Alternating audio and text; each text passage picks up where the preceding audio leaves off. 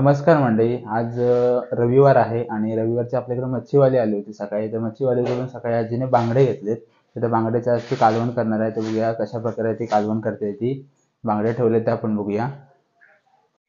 मंडळी इथं बांगडे घेतलेत. किती रुपयाचे घेतले ते? 50 रुपयाचे एक 6 दिले. बारीक बारीक आहेत. आता हे पहिले साफ करून घेऊया. त्यानंतर याच्या पुढचं जे वाटण वगैरे आहे ते तयार करून घेऊया आपण. आधी यांना चांगल्या प्रकारे साफ करून घेऊया. इथं कोयत्यावरती साफ करते. तर म्हणजे आता आपली जी मच्छी आहे ती साफ करून झालेली आहे. आता जे वाटण तयार करायचं आहे त्यासाठी लागणारं साहित्य आपण बघूया कोणतं कोणतं आहे ते. तर म्हणजे इथं बांगड्याचं कालवण करण्यासाठी जो वाटण लागतं त्या वाटण करण्यासाठी इथं आजीनं साहित्य घेतलंय. काय काय घेतलं त्याच्यात? कांदा, आणि खोबरं, लसूण, कोथिंबीर, तिखट, गरम मसाला आणि आणि काय नाही. एवढं घेतले. हां आता हे मिक्सरला वाटायचं. हां म्हणजे आता हे मिक्सरला वाटून घेऊया. आपलं जे वाटण आहे ते म्हणजे आता आपलं जे वाटण आहे ते मिक्सरला आपण वाटून घेऊया. तर म्हणजे आपलं जे वाटण आहे ते तयार झालंय. आता याची पुढची प्रोसेस बघूया आपण. म्हणजे आता आपलं जे साहित्य आहे ते सगळं रेडी झालेलं आहे. मच्छी सुद्धा साफ झाली, वाटण सुद्धा रेडी आहे. आता टोप ठेवलाय गॅसवरती. आता त्यामध्ये तेल टाकलंय तापण्यासाठी.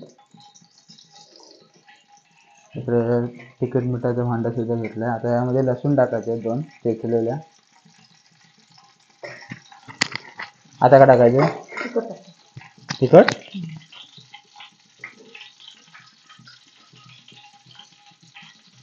आता यामध्ये तिखट टाकायचं.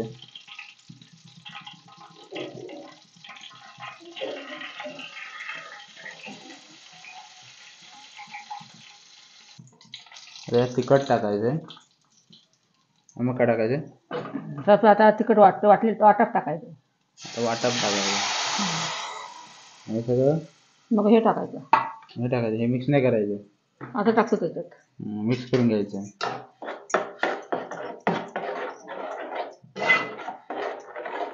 म्हणजे वाटप मेन. याचं मिक्स करून घ्यायचं. त्याच्यामध्ये आपली जी मच्छीची फोड आहेत आपण अशी करून घेतली बारीक बारीक पीस ते टाकायचे.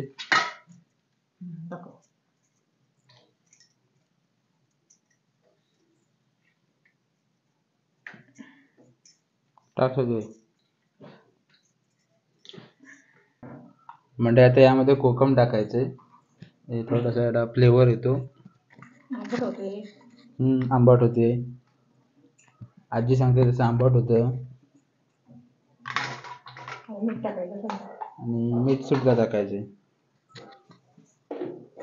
आपलं जे कालवण आहे बांगड्याचं ते तयार होईल. त्याला किती वेळ शिजवायचं?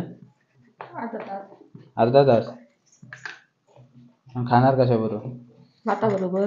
भाताबरोबर. भाकरी नाही वाजली? भाकरी दुपारची भाकरी खात नाहीत. मग भाताबरोबर. भाताबरोबर. सकाळी नाश्त्याला भाकरी.